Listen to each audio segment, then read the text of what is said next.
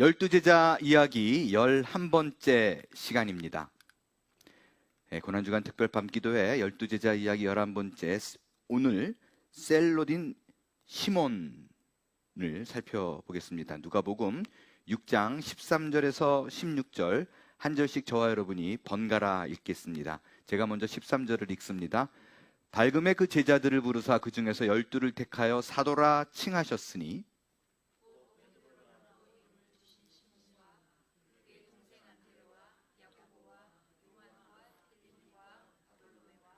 마테와 도마와 알페오의 아들 야고보와 셀롯이라고 하는 시몬과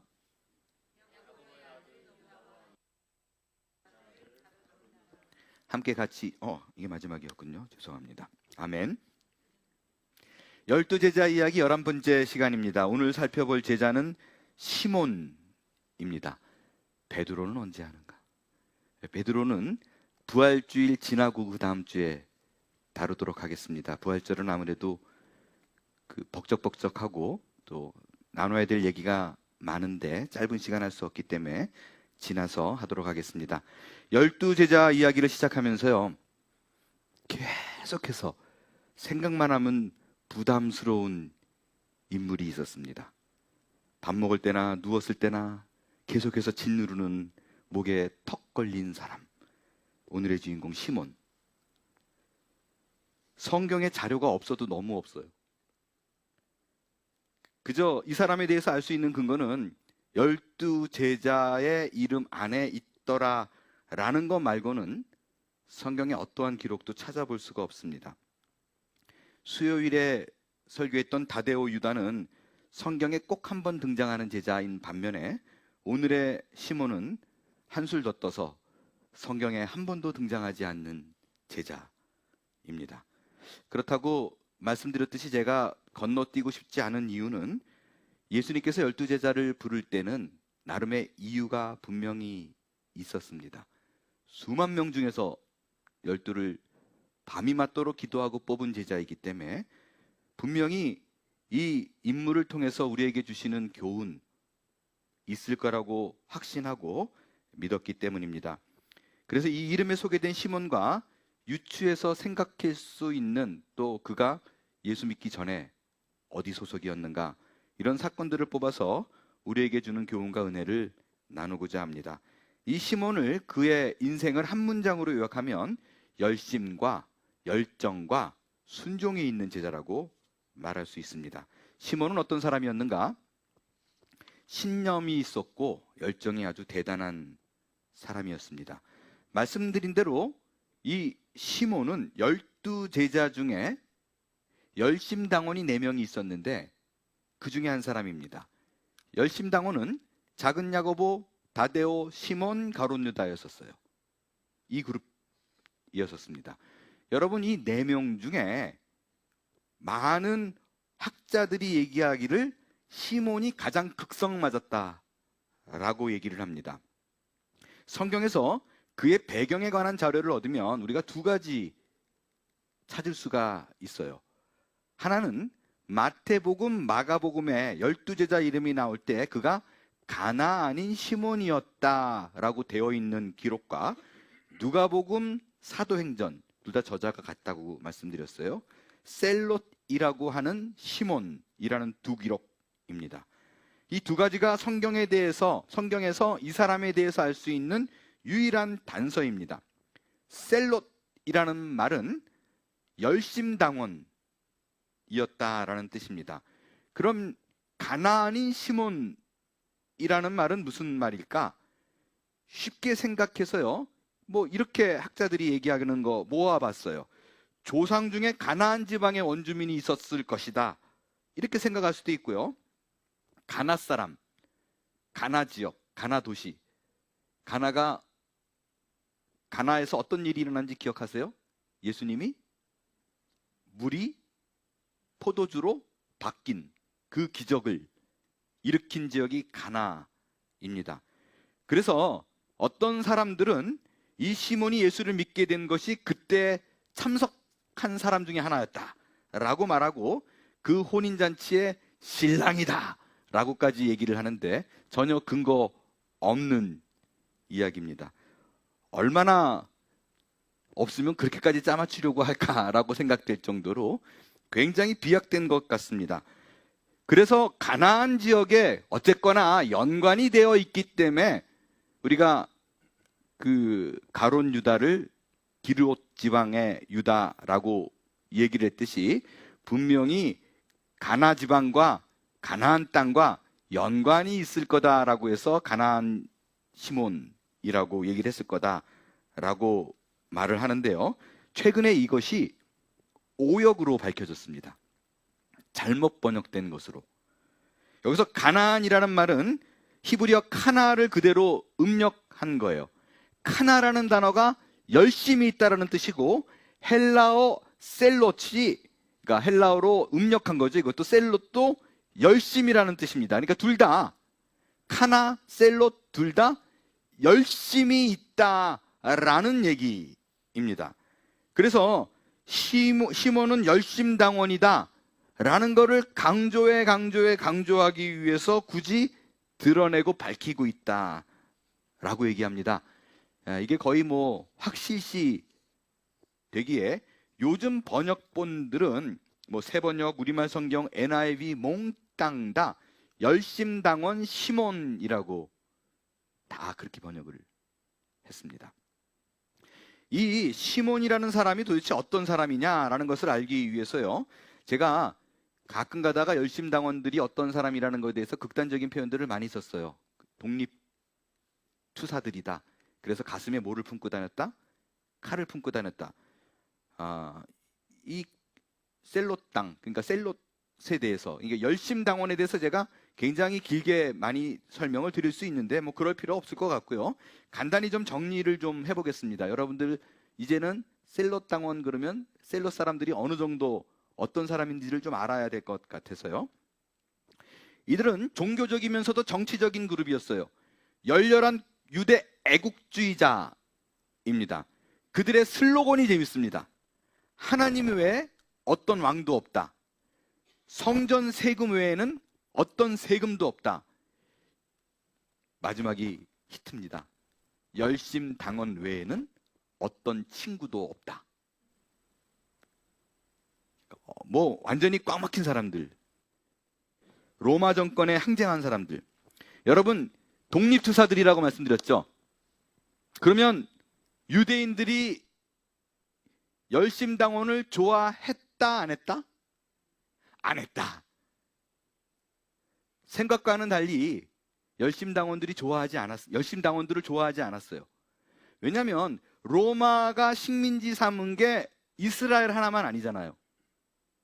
여러 나라니까 로마는 식민지 백성들에게 세금만 꼬박꼬박 내면 그냥 그 자기네 왕 뭐가 있던지 간에 신경 안 쓰고 잘 베풀어 줬어요. 근데 요 열심당원들이 꼭 누굴 죽여요. 그러면 이제 쥐잡듯이 또 유대인들 막 때려잡고 불러 모으고 이런 일이니까, 이렇게 행동하니까 유대인들조차도 열심당원들을 환영하지 않았었습니다. 아주 지독한 사람들이에요. 그러니까 자기 당 외에는 친구가 없다라고 생각하는 사람들이라고요. 이들이 어느 정도 지독한 사람이었는가를 너무너무 잘 보여주는 실제 사건에 대한 예가 있습니다. 여러분, 그 마사다 사건 아시죠? 항쟁. 이거 이스라엘의 정말 기가 막힌 항쟁, 마사다 항쟁은 기억을 해도 그들 모두가 열심당원이었다는 사실은 모릅니다. 이 마사다 항쟁 잘 모르시는 것 같네요. 지금 설명 들어보니까, 표정 보니까. AD 70년에 예루살렘이 로마에 함락되잖아요. 끝났어요. 근데 열심당원들은 마사다라는 산꼭대기에 요새를 지어놓고 2, 3년을 버팁니다. 그들끼리 뭉쳐서 965명이 그 위에 올라가서 끝까지 항쟁을 해요. 높이가 400m, 길이가 600m, 폭이 250m. 제가 이번에 이스라엘 다녀왔잖아요. 거기 갔다 왔죠. 사진을 한번 보겠어요. 이게 산 꼭대기 위에 이런 요새가 있는 거예요. 기가 막히죠. 이걸 2000년 전 사람들이. 마지막 사진은 제가 찍은 거예요. 그러니까 위에서 내려다보면 이렇게 끝이 없어요. 여기에 케이블카 타고 올라가야 돼요. 근데 그 사람들은 걸어서 올라갔죠. 그러니까 2년을 넘게 버틸 수가 있었던 거예요. 근데 결국에는 함락당해요. 뭐 그 포안 던져가지고 돌 이름도 잊어버렸네. 돌로 이렇게 던지는 거 있죠. 투포안 뭐 같은 거 뭐라 그래요? 투석 그 기구로 해가지고 성이 무너지면서 이제 들어갔는데 로마군이 이때가 이제 AD 73년 실바 장군 그 로마군에 의해서 들어갔는데 성이 무너져가지고 로마군이 와 들어갔다가 깜짝 놀랍니다.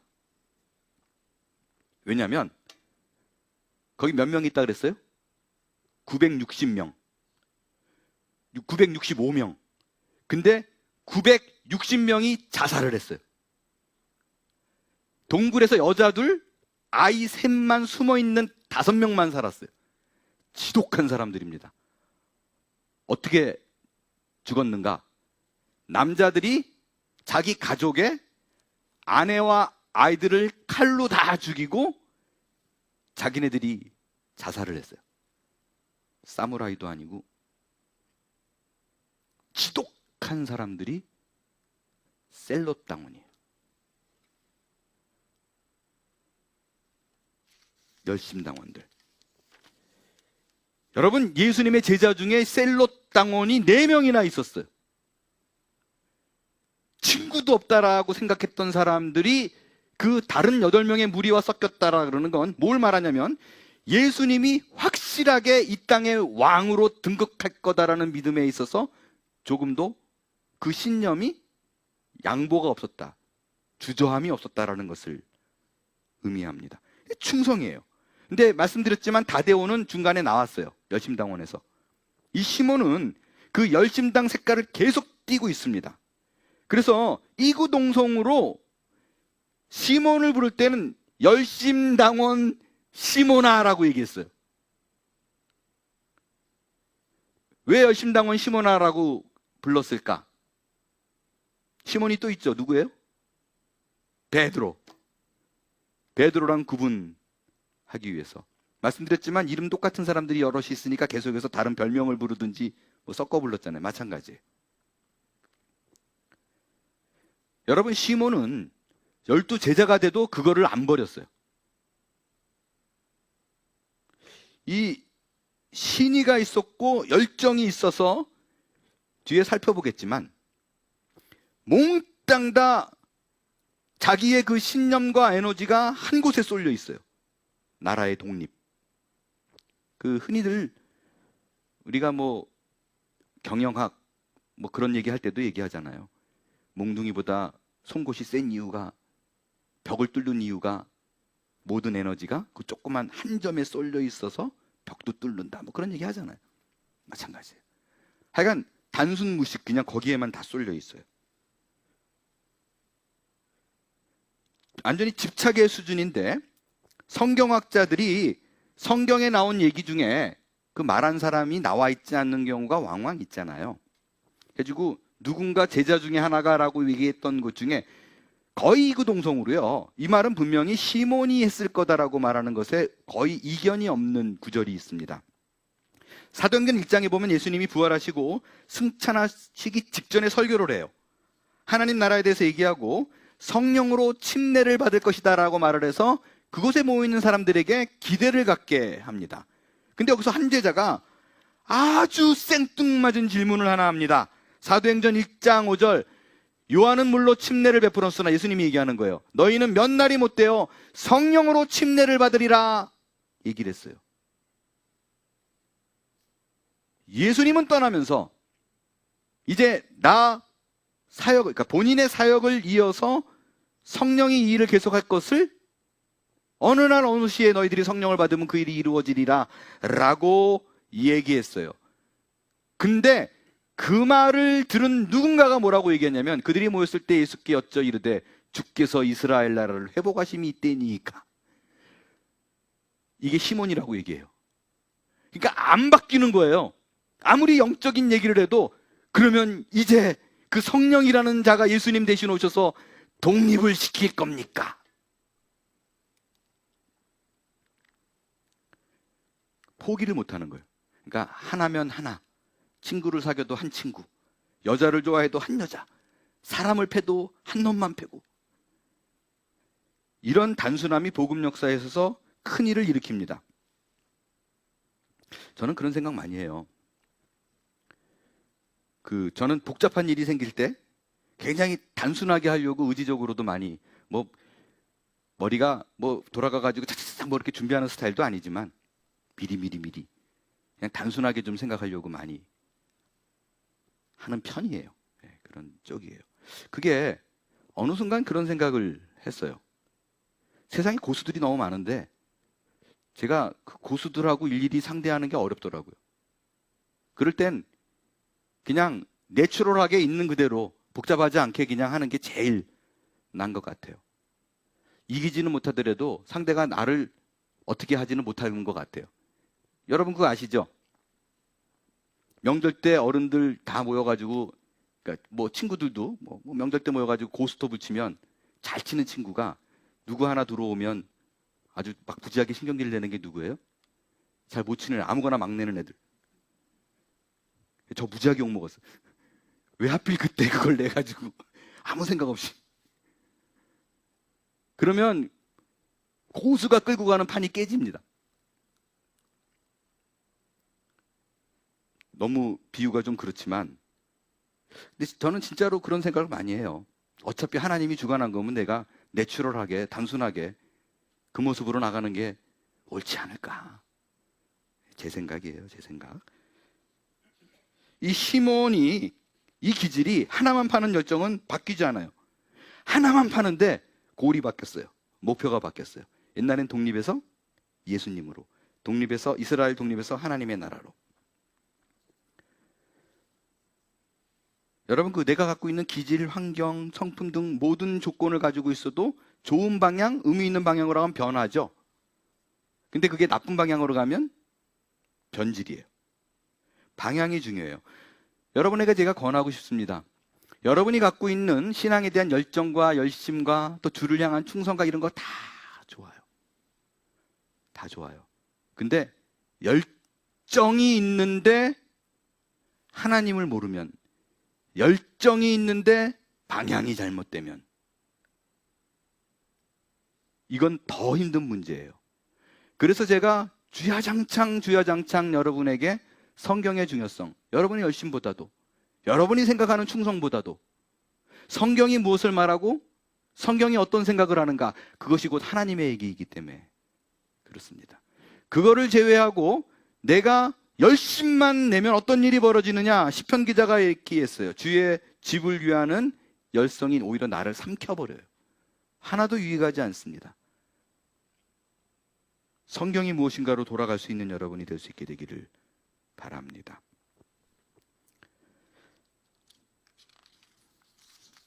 시몬은 어떤 사람인가? 두 번째가 참 아이러니하게 순종의 사람입니다. 시몬은 열심당원이 있는 제자들 가운데서도요, 유독 열심당원이라는 꼬리표를 달고 다닐 만큼 과격했던 사람이에요. 그래서 성경에 이름이 안 나와서 그렇지 시몬이 한 짓이라고 추측되어지는 몇 사건이 있어요. 그 중에 한 사건이 예수님이 잡히실 때 가룟 유다가 예수님의 손에 뭐를 해요? 키스를 해요. 그때 예수님의 제자 중에 하나가 검을 뽑아서, 칼을 뽑아서 대제사장의 종 말고의 귀를 잘라버린 일 있죠. 떨어뜨린 일이 있어요. 이거 누가 한 일이에요? 시몬은 시몬인데 시몬 베드로. 베드로가 한 일이라고 적혀 있어요. 그래서 우리는 베드로가 한 일이라고 믿습니다. 근데 마태, 마가, 누가복음에는요, 제자 중에 하나라고 적혀 있지 누가 했다라고 안 적어놨어요. 그래서 이걸 굳이 베드로가 아니다, 시몬이다라고 주장하는 사람들이 적지 않습니다. 왜냐하면 그 와중에 칼을 갖고 있었어요. 이러면 늘 칼을 품었던 열심당원 중에 하나다 라고 생각하는 거예요. 베드로가 그때 왜 칼을 갖고 있냐? 예수님이 회를 좋아하는 것도 아니고.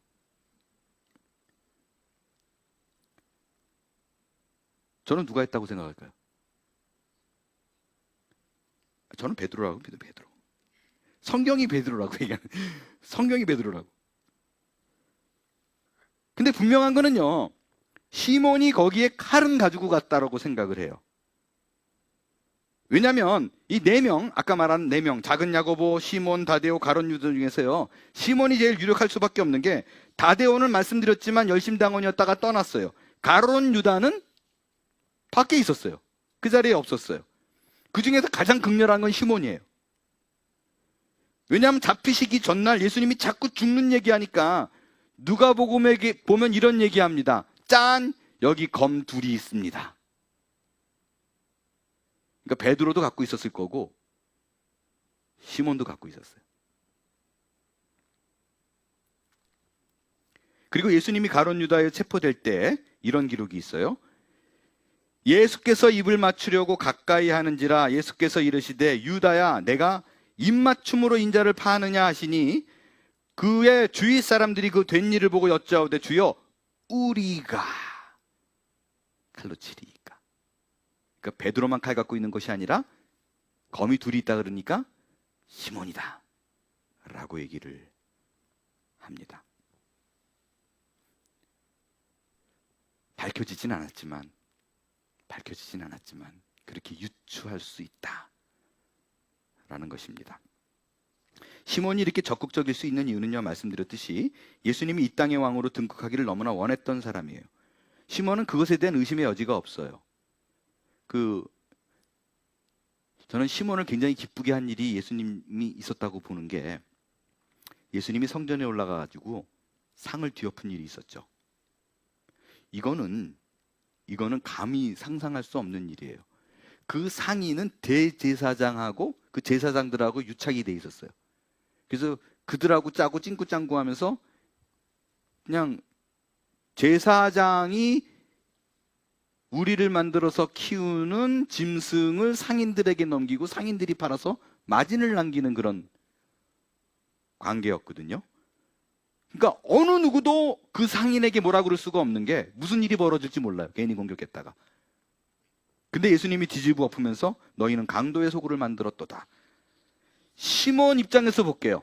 다시 말씀드리지만 이때 그 제자 어느 누구도 예수님을 영적인 지도자로 생각하는 사람이 없었어요. 시몬 입장에서는요, 좋은 세상 만들기에 가장 표본이 예수님이에요. 야, 겁도 없이 저 높은 제사장과 유착된 상인들을 강도라고 말할 수 있는 파워풀한 사람이에요. 이 독립투사들이기 때문에 이스라엘을 사랑했던 사람들이었기 때문에 독립시키면 병들고 소외되고 가난하고 억눌린 자들에게 무언가를 베풀 수 있는 사람이에요.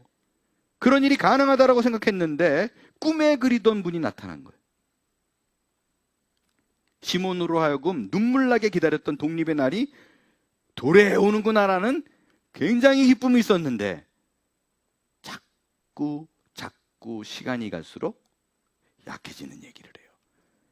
저 원수들이 지금 때려잡아줄 로마구를 사랑해야 된다는 듯이 원수를 사랑하라 그러고, 호산나 호산나 그러고 백성들이 이제 왕이 등극을 기다리고 있는데 내 나라는 이 세상에 속한 것이 아니다 라는 소리를 해요. 결국에는 뭐 칼로 로마 군사를 치려고 했는데 칼집에 꽂으래요. 칼을 가지는 자는 칼로 망한다고. 여러분, 이 말은요, 시몬으로 하여금 굉장히 고민하게 하는 말이 아니었을까 생각해요. 예수님의 명령이니까 따라야 되잖아요. 칼을 버리자니 독립이 안 될 것 같고, 자기가 지금까지 추구했던 독립을 위해서는 칼을 가져야 되는데 칼을 취하자니 예수님을 배반하는 거고, 제자가 될 수 없고 굉장히 힘들었지 않았을까? 결국에 뭘 선택해요? 칼을 버려요.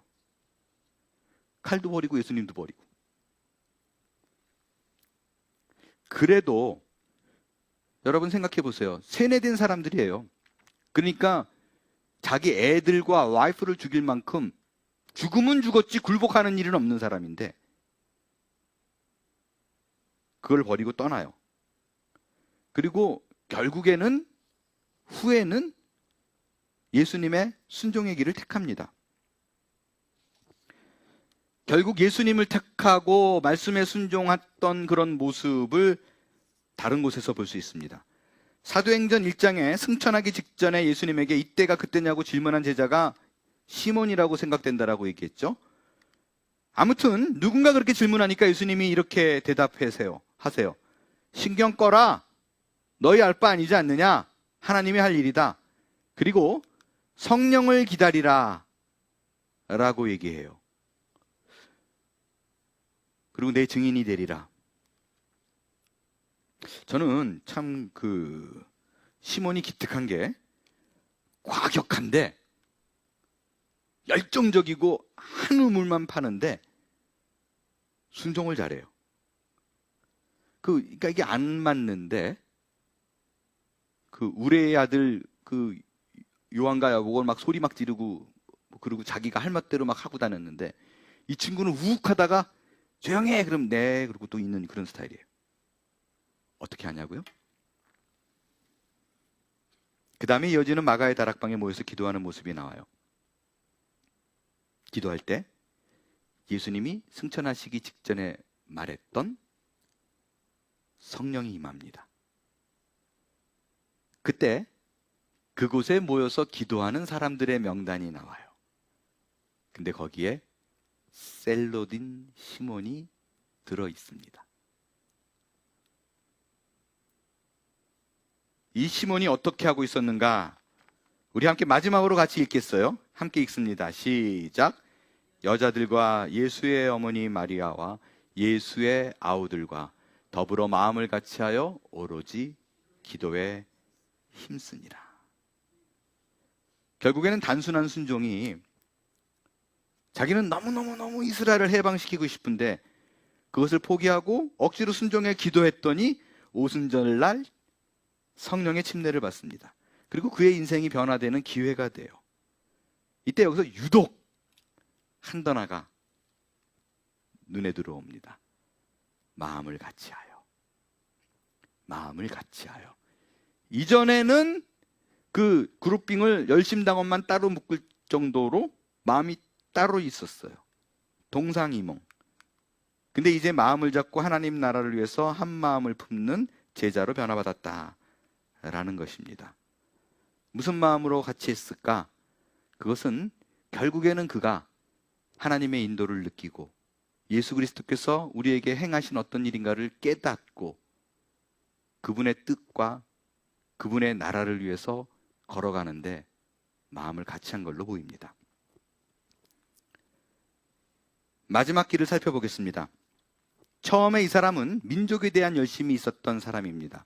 자기 민족밖에 몰랐던 그가 문서에 의하면 소아시아에서 전도를 하고 그 다음에 북아프리카로 가서 이집트에서 전도를 많이 하고 그 다음엔 흑해 지역까지 가서 그곳에서 복음을 전하다가 나중에는 영국에 최초로 복음을 전한 사람이 시몬이라고 얘기해요. 영국 런던에서 복음을 맨 처음 전한 사람.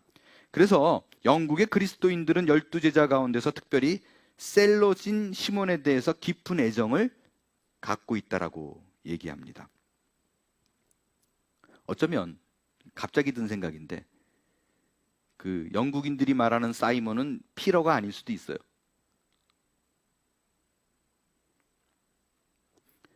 그 후에 그는 다시 돌아와서 페르시아에서 복음을 전하다가 폭도들의 습격을 받아 붙잡혀서 결국에는 톱으로 켜서 마지막 죽음을 당한 걸로 전해지고 있습니다. 12제자 중에 거의 소개가 되어 있지 않은 제자, 그러나 역시 후일에 많은 사람들이 기억하는 제자, 그 제자가 바로 셀로디님을 기억하면서 작은 자 약한 자 보잘것없는 나 하나이지만 내가 자랑할 것도 없지만 결국 하나님께서 우리를 어떻게 만들어가고 빚어질 것인가에 대하여 깊이 기대하는 오늘 밤이 될 수 있게 되기를 바랍니다. 기도하겠습니다.